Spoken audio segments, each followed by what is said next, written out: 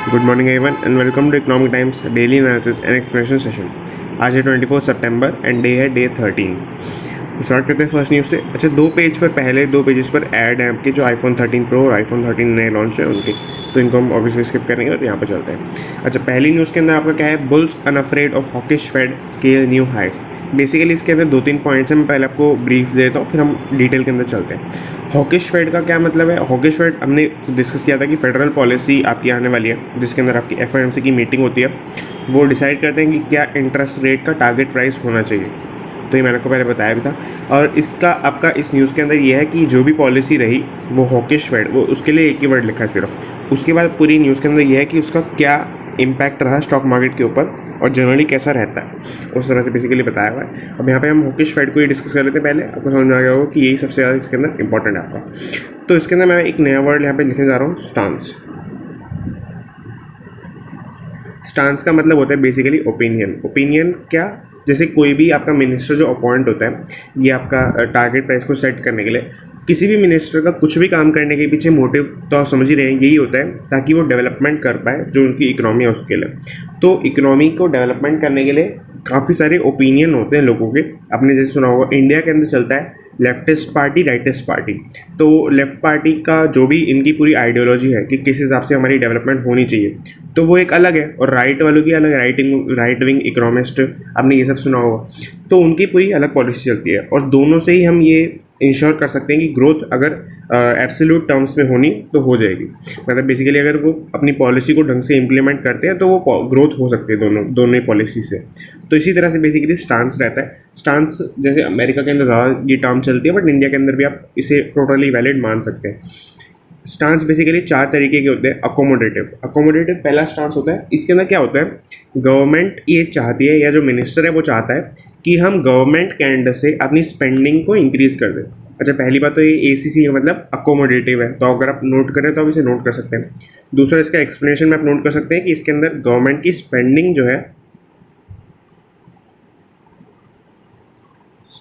है बढ़ जाती है। गवर्नमेंट ने स्पेंडिंग बढ़ा देती है ताकि इकोनॉमी के अंदर ज़्यादा से ज़्यादा मनी पंप हो, क्योंकि गवर्नमेंट के पास तो प्रिंटिंग मशीन है, गवर्नमेंट तो प्रिंट करा सकती है। तो प्रिंट कराने के बाद उसे एक्सपेंडिचर करेगी गवर्नमेंट, और ताकि मतलब प्रोडक्टिव जगहों पर और पूरी इकोनॉमिक में उसमें डेवलपमेंट हो सकती है। तो इनका ये मोटिव रहता है। दूसरा आपका रहता है डोविश। इसके अंदर क्या होता है, बेसिकली जो हमने अभी इंटरेस्ट रेट्स की बात की वो लो रहते हैं। मतलब इसके अंदर क्या होगा, आपका लो इंटरेस्ट रेट्स। लो इंटरेस्ट के रेट्स का मतलब है आपका कि आप जो अकाउंट्स पे, सेविंग्स अकाउंट पे, फिर FD पर, ये सब पे जो आप इंटरेस्ट दे रहे हो वो आप कम इंटरेस्ट दे रहे हो।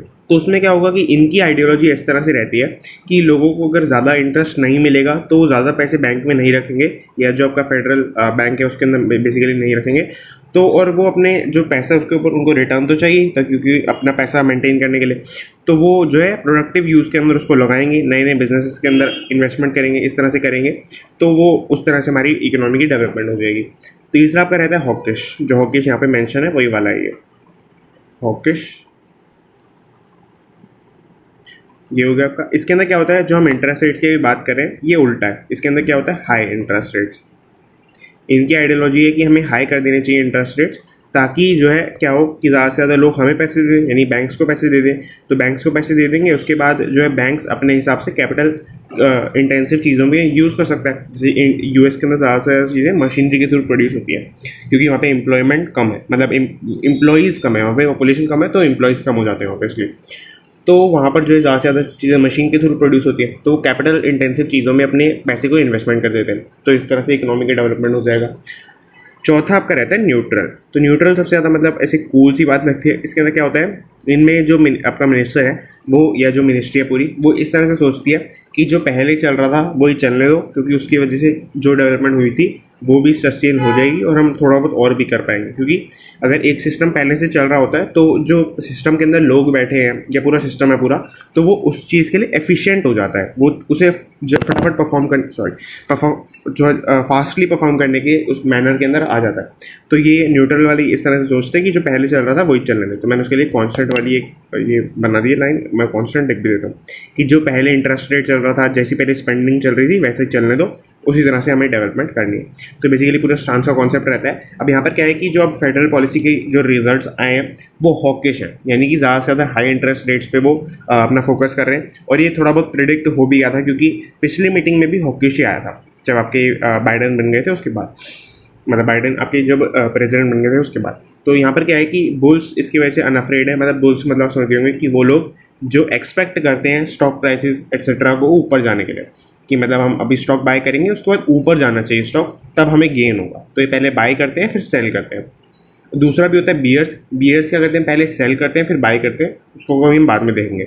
तो बुल्स अनअफ्रेड है इस चीज़ के, और स्केल न्यू हाइस। तो इसका यहाँ पे दर्शाता है ये चीज़ कि जो स्केल्स हैं आपके सेंसेक्स और निफ्टी हैं वो नए हाइस पर चले गए, ऑल टाइम हाई पर। सेंसेक्स में यहाँ पे इन्होंने फिगर्स भी दे रखे हैं। सेंसेक्स आपका 59,885 पे चला गया, अब रफली इसे 60,000 के क्लोज बोल सकते हैं। और निफ्टी आपका एंड हुआ है कल 17,822 पर, और आज आपका लास्ट ट्रेडिंग डे है, यानी कि फ्राइडे के अंदर मतलब लास्ट ट्रेडिंग होती है। सैटरडे संडे को आपका स्टॉक मार्केट बंद रहता है, तो आपको आज पता चल जाएगा कि निफ्टी 18,000 टच कर पाता है या सेंसेक्स 60,000 टच कर पाता है या नहीं कर पाता है। तो यहाँ पर ये था बेसिकली बहुत अब बेंचमार्क्स इन्होंने दोनों बताया कि 1.6% के आसपास दोनों बढ़े हैं। तो बेसिकली यही सब था। अब इसके अंदर क्या है कि इन्होंने काफ़ी सारे इंडेक्स की बात की है। सेंसेक्स के अंदर इन्होंने बताया कौन गेन किया कौन लूज़ किया, तो ये आप देख सकते हैं, ये बहुत बेसिक है। इसके अंदर ये आपका एक और चीज़ जो काफ़ी ज़्यादा इंपॉर्टेंट है, पहली बात तो ये हांगकॉन्ग का जो अभी भी स्टॉक प्राइस चल रहा है, जो इंडेक्स था हांगकॉन्ग का आपका हांग सांग इंडेक्स HSI, तो वो अभी भी डिक्रीज़ करने लग रहा है। 13% से ये डिक्रीज़ करा है कल। तो ये काफ़ी बड़ी बात होती है, क्योंकि इतने दिन बाद भी जो आपका एवरग्रांडे का जो क्राइसिस हुआ है, फियास्को हुआ है, इसका इम्पैक्ट इसके ऊपर आ रहा है। यहाँ पे इन्होंने लिखा भी है एवरग्रांडे न्यू एलिवेट्स कंसर्न्स यही कि इकोनॉमी में क्या इम्पैक्ट पड़ सकता है। और यहाँ पर इन्होंने दो और इंडेक्स की बात की है, तो मैं आपकी इसकी बात करना चाह रहा हूँ थोड़ी देर। रशिया का इंडेक्स RTS है और चाइना का SC शॉम। तो बेसिकली इन दोनों की हमने पहले बात नहीं की है। इंडिया के दोनों आपको पता है हमने कवर कर रखे हैं, सिंगापुर, साउथ कोरिया, हांगकॉन्ग, ये सब कवर कर रखा है। ये दोनों नहीं कर रहे कवर, क्योंकि पहले उसके अंदर आता ही नहीं है, अभी भी उसके अंदर आता नहीं है। यहाँ पे इन्होंने एक्स्ट्रा मेंशन किया है यहाँ पर। तो हम पहले कवर करते हैं रशिया वाला। रशिया के आपका जो नाम है इनका रशिया वाले इंडेक्स का, वो है RTSI। RTSI का सबसे पहले तो फुल फॉर्म की इसकी है आपकी Russian trading system index. Russian trading system index, मैं रिपीट कर दिया। अब इसके अंदर क्या है कि बेसिकली 2-3 पॉइंट इंपॉर्टेंट रहते हैं बस इंडेक्स के। पहला पॉइंट तो ये कि कहाँ पे ट्रेड होता है, मतलब कहाँ पे किस चीज़ का इंडेक्स है ये। तो मॉस्को एक्सचेंज है एक, मतलब रशिया के अंदर मॉस्को है, मॉस्को एक्सचेंज है, तो मॉस्को का एक्सचेंज है, उसका इंडेक्स है बेसिकली। दूसरी बात आपकी ये है कि इसके अंदर 50 स्टॉक्स रहते हैं, 50 top stocks of Russia, 50 top stocks of Russia इसके अंदर रहते हैं। दूसरा आपका जो आपका इसके अंदर SH कॉम था। तो इसके अंदर क्या है आपका, ये आपका बेसिकली इसका मतलब है आपका शंघाई कंपोजिट इंडेक्स। आपका ये हो गया शंघाई,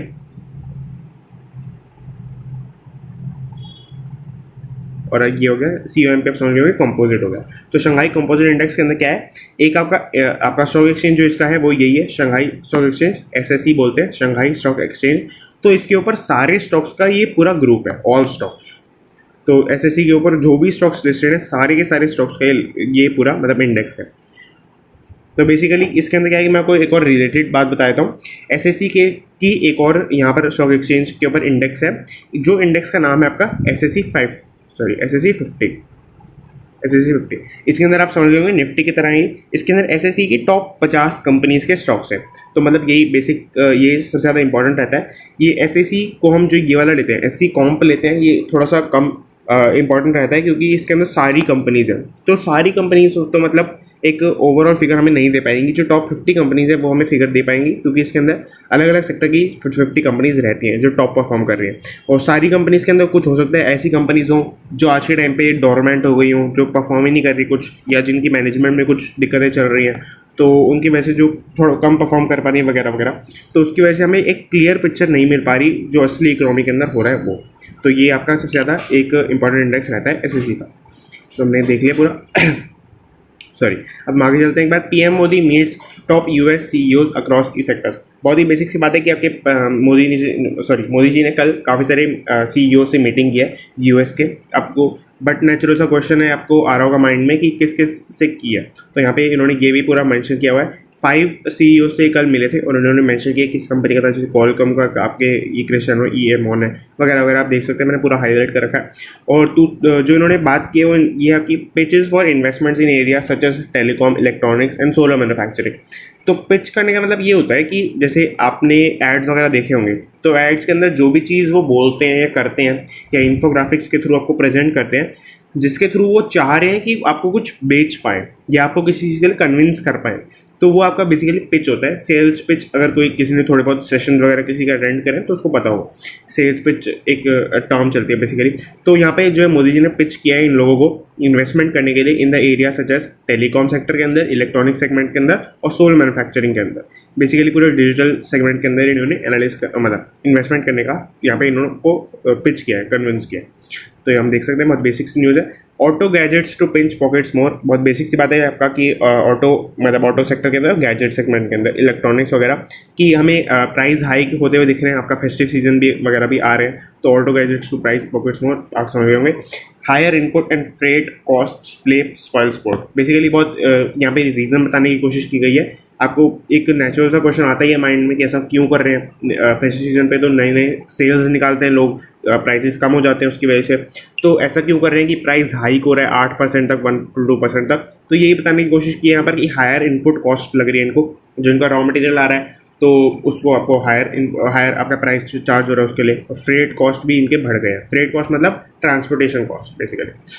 तो हमने पूरा देख लिया वाई चिप प्राइसिंग 25 to 75%, जो आपका ऑटो सेक्टर के अंदर ये मेन बात रहती है, और इलेक्ट्रॉनिक्स के अंदर भी है ऑब्वियसली, कि चिप्स का जो प्राइसेस हैं वो आपके राइज हो गए सिर्फ 25 to 35%। हमने देखा भी था थोड़े टाइम पहले सेमीकंडक्टर जो वाली जो चिप्स थी जो आपके कार्स के अंदर यूज़ होती है। अच्छा, कार्स के अंदर कैसी चिप लगती है, तो जो आपका ब्लूटूथ एनेबल्ड आपका पूरा ऑडियो सिस्टम होता है, ये सब जो चीज़ें होती हैं जो फैंसी मतलब जो मेन चीज़ें होती है, ऐसे नेसेसिटी वाली चीज़ें नहीं होती हैं, तो इन सब के चीज़ों के लिए आपके चिप्स लगती हैं कार्स के अंदर। तो ये आपके चिप के प्राइस इतने राइज हो गए हैं। फ्रीट कॉस्ट हैव इधर डबल और ट्रेबल्ड इन 2 quarters। तो पिछले 6 महीने के अंदर आपकी फ्लाइट की कॉस्ट जो है, ट्रांसपोर्टेशन कॉस्ट जो है डबल ट्रिबल हो गई है। तो ट्रेबल मतलब 3 times होना।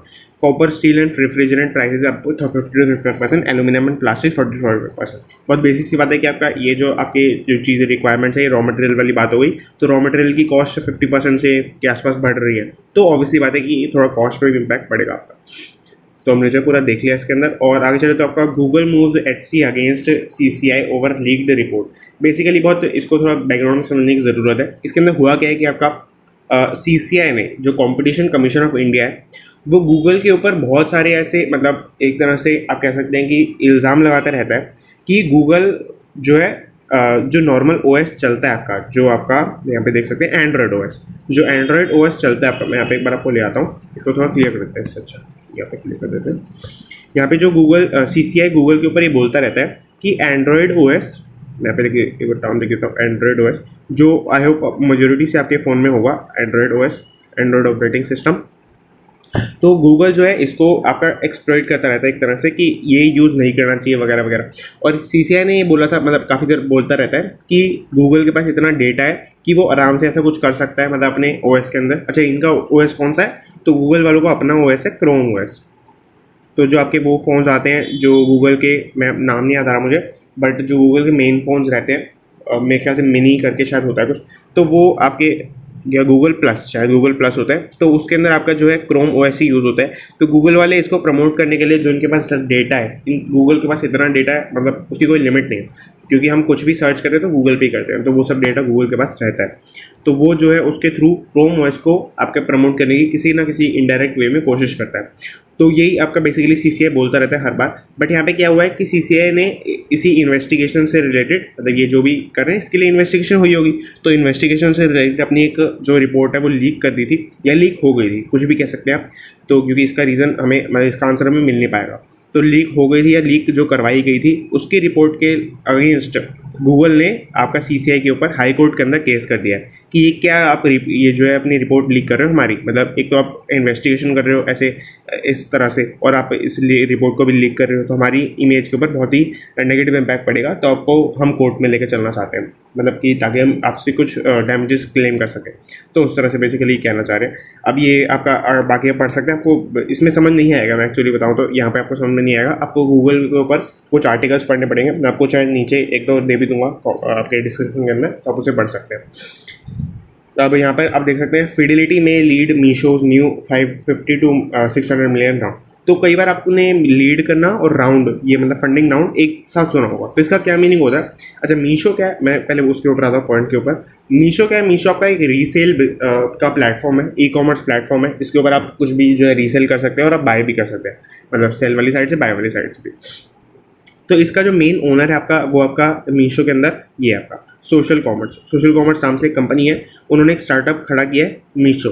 तो मीशो को पता भी होगा, इनका ऐप वगैरह भी है, तो आप उसको देख भी सकते हैं वैसे भी। अब इसके अंदर क्या है कि फिडिलिटी एक यूएस की एक इन्वेस्टमेंट बैंक है, यूएस का असेट मैनेजर है बेसिकली। तो आपका इसमें क्या है कि मीशो का एक फंडिंग राउंड होने वाला है अभी, जिनका टोटल इन्होंने वैल्यू निकाली है, जितनी फंडिंग उठाने वाले हैं वो है 550 to 600 मिलियन। इतनी ये फंडिंग उठाने वाले हैं आपकी, सॉरी। और इसके अंदर आपका ये जो लीड वाला वर्ड आता है वो यहाँ से निकलता है कि जो ये आपकी फंडिंग उठाने वाले हैं उसके अंदर से सबसे ज़्यादा इनको पैसे कौन देने वाले हैं बेसिकली, तो वो आपका लीडर बन जाएगा। तो ये फिडिलिटी में lead Meesho's new this is million funding round. तो बेसिकली आप समझ गए होंगे कि मीशो का जो फंडिंग राउंड होने वाला है उसके अंदर मेन आपके जो फंडिंग मिलने वाली है इनको फिडिलिटी के थ्रू मिलने वाली है। फिडिलिटी मैंने बता दिया, यूएस का एक असेट मैनेजर है आपका, तो ये हमने देख लिया। और फिडिलिटी को आप गूगल भी करके देख सकते हैं, इसकी काफ़ी इंटरेस्टिंग स्टोरीज रही हैं पास्ट के अंदर, हम कभी होगा तो कवर भी कर लेंगे। तो इन्होंने क्या है बेसिकली ये सब इसके अंदर था, rival social commerce company deal share. तो इसके अंदर क्या है कि आपका जो सोशल कॉमर्स हो गई एक तो कंपनी जिन्होंने मीशो को बनाया है, अब एक दूसरी इसकी कंपनी है राइवल डील शेयर भी इसी ई कॉमर्स वगैरह के अंदर कंपनी काम करती है। इसके अंदर ये आई कर रहे हैं 150 to 250 million funding at 1.8 to 2 billion valuation. Basically ये बोलना चाह रहे हैं कि इसके भी एक कंपटीशन के अंदर एक फॉर्म है, ये आपकी जो डील शेयर वाली कंपनी है, ये भी आपकी फंडिंग के लिए आपकी आई करे, मतलब ये भी फंडिंग को सीख कर रहे हैं कि ये भी हम फंडिंग उठा सकते हैं।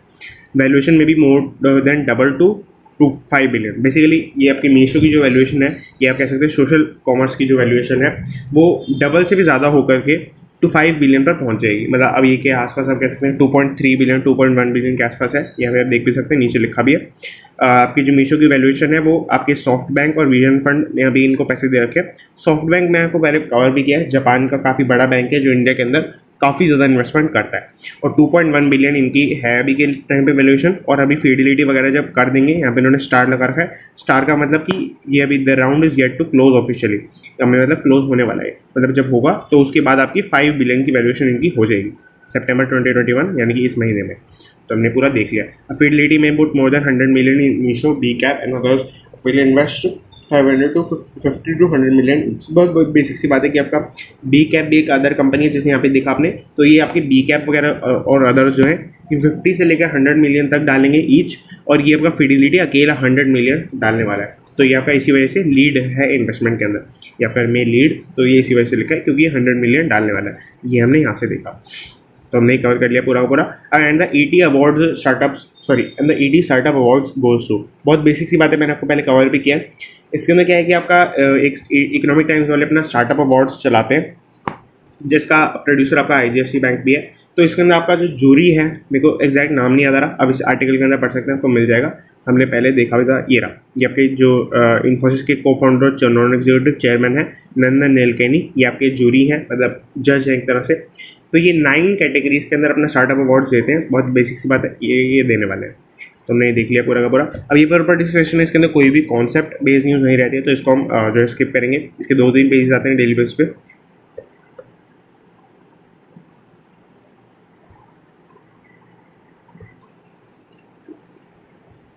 तो हम आ गए आपके ईटी मार्केट सेक्शन के ऊपर। ये सबसे ज़्यादा इंपॉर्टेंट सेक्शन रहता है इकोनॉमिक टाइम्स के अंदर, इसीलिए आप देखेंगे कि इन्होंने इतना ग्राफिक्स वगैरह ये पूरा प्रेजेंट करने के लिए बनाया है यहाँ पर। और ये ईटी मार्केट्स के नाम से इन्होंने एक अलग से इंस्टाग्राम पे पेज भी बना रखा है, तो वो भी आप चाहें तो फॉलो भी कर सकते हैं, मतलब उसमें। अब यहाँ पे जो है पहला बात आपका ये सबसे ज़्यादा इंपॉर्टेंट सेक्शन रहता है, मतलब एक काफ़ी इंपॉर्टेंट इंडिकेटर वाला चीज़ रहती है इसके अंदर, ये आपका मार्केट ट्रेंड्स के अंदर आपका निफ्टी, सेंसेक्स, MSCI के 4 इंडेक्स और हैंगसेंग, कोस्पी, स्टार टाइम्स। ये स्टार टाइम्स बेसिकली सिंगापुर वाला है, ये आपका हांगकॉन्ग का है, और ये आपका साउथ कोरिया का है। तो ये इतने सारे इंडेक्स का आपको एक डेटा मिल जाता है यहाँ पर। अच्छा, होता क्या है कि हम ये देख सकते हैं कि मतलब गूगल पे भी हम देख सकते हैं, यहाँ पर अपने फ़ोन के ऊपर भी देख सकते हैं, ट्रेडिंग व्यू करके एक वेबसाइट है, उसके ऊपर भी देख सकते हैं, बट हम देख नहीं पाते हैं क्योंकि हमें बार बार सर्च करना पड़ेगा, या अगर हम वॉच लिस्ट बना लेते हैं तो हम देख सकते हैं। तो वो सब हम कर सकते हैं, बट यहाँ पे जो हमें एक अपने सामने दिखता है तो हम देख पाते हैं एक बार। तो हमने यहाँ पे जो ऊपर कवर भी किया था कि आपका 59,885 पर आपका चला गया, तो इट इज़ क्लोज टू 60,000 जो ऑल टाइम हाई होने वाला है। और ऐसे 18,822.95 पर चला गया आपका निफ्टी, जो कि बहुत ही ऑल टाइम हाई फिगर है। अच्छा, सेंसेक्स के बारे में एक और आपका वो था कि आपका काफ़ी सारे एनालिस्ट ये कह रहे हैं कि 60,000 प्लस चले जाएगा आपके अक्टूबर के फर्स्ट वीक के अंदर, और निफ्टी के ऊपर थोड़ा और अग्रेसिवली वो लोग बोल रहे हैं कि निफ्टी की आपका 18,200 चले जाएगा फर्स्ट वीक ऑफ अक्टूबर के अंदर। तो ये बेसिकली ये था, ये मेरा प्रेडिक्शन नहीं है, ये मतलब काफ़ी सारे इन्वेस्टर्स जो टेक्निकल एनालिस्ट हैं वो बोल रहे हैं। तो ये हमने पूरा देख लिया। अब यहाँ पर क्या है, कंसर्न ओवर ऑटो डेबिट। तो ऑटो डेबिट आपको पता होगा, आई होप। इसके अंदर क्या होता है कि जैसे अगर आप किसी स्टोर के अंदर हैं तो आप अपने डेबिट कार्ड को बस जो मशीन होती है उसके ऊपर आप टैप करेंगे तो आपकी पूरी पेमेंट हो जाती है। एक इसके अंदर लिमिटेशन है कि आप एक लिमिट तक ही उसको कर सकते हैं, तो वो ऑटो पेमेंट हो जाएगी, आपको पिन वगैरह नहीं डालनी पड़ेगी, आपका वो फास्ट आपका पेमेंट हो जाएगा। तो इस तरह से बेसिकली होता है, बट इसके अंदर काफ़ी सारे आपके डीमेरिट्स हैं। अगर आपका कार्ड बाई चांस कहीं गिर जाता है या किसी को कार्ड का नंबर पता चल जाता है, तो ऑनलाइन में भी ऐसा हो जाता है। ऑनलाइन के अंदर एक जैसे लिमिट है 2000 के आसपास है, तो वो 2000 के अंदर कोई आपको पिन की रिक्वायरमेंट नहीं है अगर आपने अपना ऑटो डेबिट ऑन करा रखा है। तो अगर आपने ऑटो डेबिट ऑन करा रखा है तो आप सिर्फ अपना नंबर डालेंगे और अपना 2000 तक कोई भी पेमेंट हो जाएगी। और इसी तरह से फिजिकली आपको सिर्फ एक कार्ड को टैप करना है मशीन के ऊपर और वो हो जाएगी। आपने इसके ऐड वगैरह देख ही होंगे। अब यहाँ पे क्या है, ये पेमेंट इंडस्ट्री का पूरा सेगमेंट रहता है। अच्छा, पेमेंट इंडस्ट्री को हमें बैंकिंग वगैरह या पूरी नेटवर्क इंटरनेट इंडस्ट्री से अलग देखना चाहिए। यहाँ पे उन्होंने मेंशन किया पेमेंट इंडस्ट्री नाम से, तो इसको जो है मैं यही कहना चाह रहा हूँ कि अलग से हमें देखना चाहिए, क्योंकि इतनी डाइवर्स इंडस्ट्री है ये। स्पेशली जब डिमोनेटाइजेशन वगैरह हो गया था, आपको सबको पता ही है, तो उसके बाद आपके जो पेमेंट के प्लेटफॉर्म्स आए, उसके बाद हमें अलग इंडस्ट्री की तरह इसको देखना चाहिए। तो अगर आपको कंसर्न रहना है कि पेमेंट इंडस्ट्री के अंदर आपसे कोई, जैसे लेट सपोज 5 या 6 मंथ्स बाद कोई पूछता है कि पेमेंट इंडस्ट्री के अंदर क्या चल रहा था 2021 के अंदर, तो आपको ये पॉइंट सबसे ज़्यादा बताना पड़ेगा कि ऑटो डेबिट पहले तो आया ही इस साल है, मतलब इंडिया के अंदर सबसे ज़्यादा इस साल ही आया है, वैसे चल तो काफ़ी पहले से रहा है। और दूसरी बात, इसके अंदर काफ़ी सारे कंसर्न्स रेज हो रहे हैं, उसके ऊपर क्या क्या मेजर्स लिए जा रहे हैं वो हम देखते हैं। तो यहाँ पे ये पूरा हमने कवर कर लिया। अब इसके अंदर क्या है कि आपका ICICI बैंक, HDFC बैंक और एक्सिस बैंक, आपके जो बेसिकली तीनों प्राइवेट बैंक्स हैं मेजर इंडिया के अंदर, तो ये जो है अश्योर कंटिन्यूटी ऑफ सर्विसेज, मतलब ये बोलना चाह रहे हैं कि हम हाँ जी हम तो सर्विसेज प्रोवाइड करेंगे ही करेंगे, मतलब जो ऑटो डेबिट वाली सर्विस है वो हम प्रोवाइड करेंगे ही करेंगे। हालांकि इसके अगेंस्ट कुछ काफ़ी सारे फ्रॉड वगैरह हो रहे हैं, बट फिर भी हम करेंगे ही करेंगे। तो इसके अंदर मतलब ऐसे मैं इसको मॉक नहीं कर रहा हूँ, यहाँ पे कुछ नए रूल्स हैं उनको फॉलो करते हुए ये लोग करेंगे। अच्छा, रूल्स क्या है ये हमें समझना ज़रूरी है। न्यू रूल आपके जो RBI ने निकाले हैं, रूल आपका है पहला, new rule required banks to send pre debit notification to customers 24 hours before auto transaction. बहुत बेसिक सी बात है कि आपका प्री डेबिट नोटिफिकेशन आएगी, मतलब आपका जब कस्टमर्स ये ट्रांजैक्शन कर रहे होंगे तब 24 आवर्स बिफोर तक उनकी आ जाएगी नोटिफिकेशन। तो हमने देख लिया। E mandates and card above 5,000 not allowed, तो ये लिमिट इन्होंने 5,000 तक कर दिया आपकी, और मेरे ख्याल से कुछ बैंक्स की पहले 2,000 थी तो उस हिसाब से बढ़ गई है। अब यहाँ पर क्या है कि customers of non compliant banks will have to authenticate payments manually, तो मतलब ऐसे बैंक्स जो RBI के साथ कंप्लायंस नहीं करेंगे ऑटो डेबिट के जो भी बैंक्स के लिए रूल्स हैं उनके हिसाब से, तो उनको जो है नॉन कंप्लायंट बैंक्स का आपका टैग मिल जाएगा, और उसके जो आपके यूज़र्स हैं, जो कस्टमर्स हैं, वो ये सुविधा का आपका यूज़ नहीं कर पाएंगे, उन्हें वापस से जाके अपने पिन विन डाल सके करना पड़ेगा। ENAC एंड UPI ऑटो पे टू रिमेन अनअफेक्टेड, मतलब ये तो बहुत बेसिक सी बात है कि आपका UPI और जो ENAC के आपका ऑटो पे है उसके वो आपका वैसे ही रहेगा जैसे है, ये सिर्फ आपके डेबिट कार्ड्स के ऊपर लागू कर रही हैं। जो 3 बातें पहली तो हमने देख लिया। आप चाहे तो ये भी पढ़ सकते हैं, आपको अंडरस्टैंडिंग ज़्यादा हो जाएगी। आपका who will be affected, customers किस तरह से अफेक्ट होंगे आपके, but banks are saying, banks क्या बोलना चाह रहे हैं, but merchants and payment industries से, पेमेंट इंडस्ट्री यहाँ पे अगेन उन्होंने मेंशन किया एज ए इंडस्ट्री, तो ये क्या कह रहे हैं आपके, तो हमने ये पूरा पढ़ सकते हैं और आपको समझ में आ गया होगा बेसिकली। आगे चलते हैं आपका in reality government SOPs and loan rate cuts add to moratorium. Basically इसके अंदर क्या है आपका, ये रियल एस्टेट के अंदर आपकी न्यूज़ है। इसके अंदर क्या हुआ कि आपका रियलिटी का मतलब होता है कि रियल एस्टेट पूरे सेक्टर के अंदर क्या चल रहा है। तो इसके अंदर क्या हुआ कि government SOPs and loan rate cuts add to momentum. Basically क्या हुआ है, गवर्नमेंट ने SOP निकाले। SOP का हमने पहले कभी डिस्कशन शायद नहीं किया। SOP का मतलब होता है आपका स्टैंडर्ड ऑपरेटिंग प्रोसीजर। तो गवर्नमेंट या कोई भी बॉडी आपके SOPs निकालती रहती है। अगर आप कहीं जगह मतलब काम करते हैं तो आपको वहाँ पे भी SOPs मिलते हैं कि आपको किस तरह से काम करना है। उसका एक आप नाम पे जाएंगे स्टैंडर्ड, मैं स्टैंडर्ड के लिए STD लिख रहा हूँ, ऑपरेटिंग ऑपरेटिंग एंड प्रोसीजर्स। तो बेसिकली ये है कि आपका एक स्टेप बाय स्टेप प्रोसेस होती है किसी भी काम को करने के लिए। जैसे अगर हम रियल एस्टेट को देखें तो रियल एस्टेट के अंदर आपका रेंट और लीज के जो अग्रीमेंट होते हैं, तो उन अग्रीमेंट को कैरी करने के लिए एक स्टेप बाय स्टेप प्रोसीजर है कि आपके अग्रीमेंट में ये सब चीज़ें होनी चाहिए, और आप ये इसके बाद ये करेंगे, इसके बाद ये करेंगे। अग्रीमेंट पहले साइन होगा, फिर पहले रेंट की पेमेंट होगी, फिर ये आपका मूव इन करेंगे, फिर आपका इस तरह से फर्निशिंग वगैरह के किस तरह से हो सकता है। तो वो सब जो है स्टैंडर्ड ऑपरेटिंग प्रोसीजर होता है, पूरे स्टेप बाय स्टेप एक प्रोसेस होती है। अच्छा, क्या होता है कि गवर्नमेंट ने ये दिए, मतलब इनका मेन इंटेंशन ये होता है कि ताकि लोग ढंग से काम कर पाए, मतलब कि थोड़े, मतलब जो भी इनका काम है वो उनका एक सिस्टम वाले ऑर्डर में चल सके, एफिशिएंटली ये लोग काम कर सकें और बेटर उनके ऊपर कंट्रोल एस्टेब्लिश कर सके हर चीज़ के ऊपर। क्योंकि अगर हमें प्रोसेस पता होगी तो हम देख पाएंगे कि फर्स्ट स्टेप में गड़बड़ हुई थी, सेकंड स्टेप के अंदर हुई थी, थर्ड स्टेप के अंदर हुई थी, इस तरह से। बट क्या होता है कि इंडिया के अंदर लोग कुछ भी इम्प्लीमेंट ऐसे नहीं करते अगर कुछ उन्हें इंसेंटिव नहीं मिलता। तो इंडिया के अंदर एसओपी का एक अलग डायमेंशन भी है, इकोनॉमिक डायमेंशन भी है। इंडिया के अंदर क्या होता है, एसओपी के नाम पे आपको एक बेनिफिट मिलता है। अगर आप एक स्पेसिफिक प्रोसेस के थ्रू एक कोई भी टास्क को परफॉर्म करते हैं तो आपको एक सब्सिडी मिलती है, कमीशन मिलती है, तो आप उसके अंदर बेसिकली आपको एक इकोनॉमिक बेनिफिट मिल जाता है। अब ये कम होता है, पहले ज़्यादा होता था तब जब इन्होंने एसओपीज़ को इंट्रोड्यूस किया था, तो हमने ये देख लिया। और दूसरी बात आपकी लोन रेट कट्स, जो आपके रियल एस्टेट के अंदर आपके लोन्स मिलते हैं कंस्ट्रक्शन से रिलेटेड, आपके या होम लोन को परचेज करने के से रिलेटेड, तो उन सब के जो लोन मिलते हैं उनके ऊपर आपके इंटरेस्ट रेट को कट बैक कर दिया। इन दोनों की वजह से आपके मोमेंटम बढ़ गया। मोमेंटम मतलब रियल एस्टेट के अंदर जो बिजनेस हो रहा है पूरा, वो उसका मोमेंटम ज़्यादा हो गया, यानी कि ज़्यादा बिजनेस हो रहा है आपका। निफ्टी का रियलिटी इंडेक्स है आपका, निफ्टी वालों ने एक रियलिटी इंडेक्स निकाला है जिसके अंदर आपकी कंपनीज कौन सी हैं। इसके अंदर ये कंपनीज हैं, डीएलएफ, गोदरेज प्रॉपर्टीज, मैक्रोटेक, ओब्रो, ये आपको पता भी होंगी, डीएलएफ वगैरह तो पता ही होंगी ऑब्वियसली। इसके अंदर आईपीएल के भी प्रमोटर हैं पे, और मतलब सॉरी आईपीएल में प्रमोशंस करते हैं अपने। निफ्टी के रियलिटी इंडेक्स के अंदर कंपनीज हैं, और इन सब का इंडेक्स अगर हम कलेक्टिवली देखें तो 9% के आसपास सर्ज हुआ है। तो हमने देख लिया पूरा। अब यहाँ पर जो है, यहाँ पर उन्होंने ईच जो स्टॉक के अंदर कितना कितना राइज आया ये भी बताया। तो 5 डेज़ के अंदर उन्होंने 17% का गेन दिया है। आपके गोदरेज प्रॉपर्टीज़ ने 34% का गेन दिया है, तो बहुत ही आपकी अच्छी बात है ये। तो हमने पूरा देख लिया। अब यहाँ पर ये क्या है कि यहाँ पर सोवरेन गोल्ड की बहुत ज़्यादा एक डिटेल में आपको इन्फॉर्मेशन चाहिए, तब आपकी समझ में आएंगे। तो एक बार हम पहले नीचे वाली एक न्यूज़ थी वो कवर कर लेते हैं, फिर हम उसके ऊपर आते हैं। अच्छा, तो इसके अंदर क्या है आपका, ITC stock on the March filters out ESG concerns for now. Basically बहुत बेसिक सी बात है। आईटीसी स्टॉक अगर आपको नहीं पता तो आईटीसी एक कंज्यूमर गुड्स मैन्युफैक्चरिंग कंपनी है। इनका मेन प्रोडक्ट रहता है आपका जो एक सिगरेट का ब्रांड है, मेरे को ना एग्जैक्टली नाम नहीं याद आ रहा। ये सिगरेट का ब्रांड की कंपनी है बेसिकली, मतलब मेन उनका बिजनेस यही है। 50% के आसपास इनका रेवेन्यू एक सिगरेट का जो ब्रांड है उससे आता है। तो अब यहाँ पर क्या है कि ये काफ़ी ज़्यादा टाइम से ईएसजी के आउट थे। ईएसजी मतलब आपका environment, social and corporate governance, basically जो सस्टेनेबल डेवलपमेंट ये सब वाली चीज़ें होती है, आपने पढ़ी होंगी स्कूल वगैरह में। तो ये सब जो चीज़ें होती हैं उनके उससे बाहर थे कि मतलब ऑब्वियसली जो सिगरेट बना रहा है वो कैसे इन्वायरमेंट और सोशल डेवलपमेंट कर पाएगा। तो मतलब इस तरह से बेसिकली बाहर थे आपके। पर इन्होंने जो है कुछ कार्बन से रिलेटेड जो अपने इन सिगरेट के ब्रांड्स के अंदर था उसके ऊपर कुछ चेंजेस वगैरह किए, कुछ एक्सपेरिमेंट्स वगैरह किए। तो अभी के टाइम, अब फॉर नाउ यहाँ पे लिखा है for now filters out ESG concerns, मतलब कि अभी के लिए वो ईएसजी के अंदर आ गए, मतलब कि ईएसजी से वो ठीक है, उनका जो इन्वायरमेंट और सोशल इम्पैक्ट पड़ रहा है, जो भी इनके ब्रांड्स है, बाकी भी ब्रांड्स हैं इनके, मतलब सिर्फ वो नहीं है, बाकी ब्रांड्स भी हैं जो कि सोप वगैरह के रिलेटेड हैं, आपके टाइड वगैरह से रिलेटेड, मतलब टाइड इनका नहीं है बट टाइड वगैरह से रिलेटेड जो चीज़ें होती हैं उनके भी इनके अंदर ब्रांड्स चलते हैं। तो वो सब मिला जुला के जो है इनको ईएसजी कंसर्न्स के बाहर आ गए हैं कि आपका मतलब ठीक है मामला। तो ये आपका फॉर नाउ भी यहाँ पे इन्होंने लिखा है कि अभी के लिए ही ऐसा हुआ है।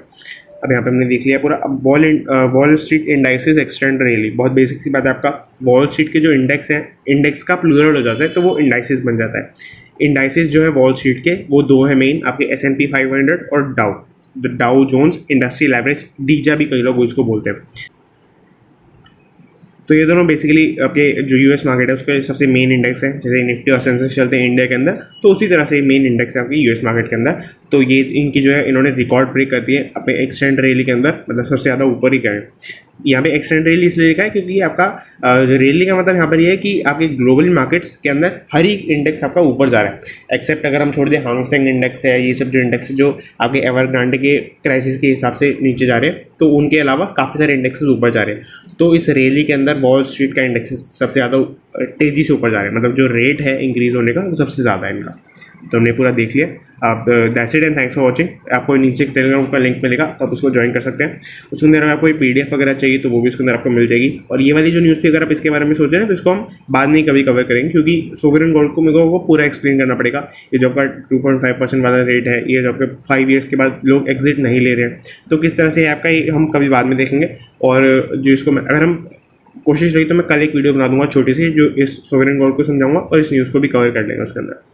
और कल वैसे हमारी वीडियो नहीं आएगी, मैंने आपको पहले बता रखा है, मंडे टू फ्राइडे ही आपकी वीडियोस आ रही होंगी। सैटरडे संडे आएगा, मतलब कल सैटरडे, तो कल वीडियो नहीं आ रही होगी आपकी। तो हमने पूरा कवर कर लिया and that's it and thanks for watching.